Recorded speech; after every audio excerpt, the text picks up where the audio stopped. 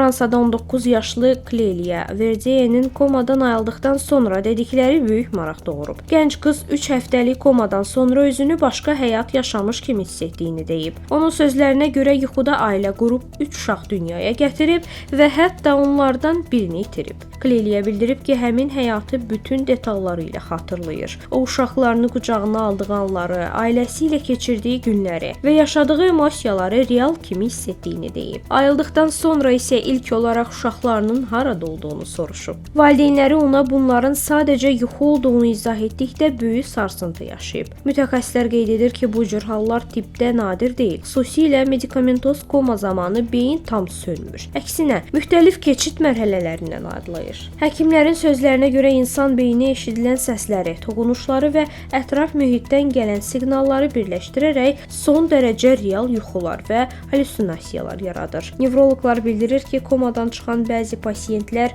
uzun və mürəkkəb başqa həyat xatirələri danışır. Bu isə beynin şüurun pozulmuş vəziyyətində yaratdığı emosional və simvolik görüntülərlə əlaqələndirilir.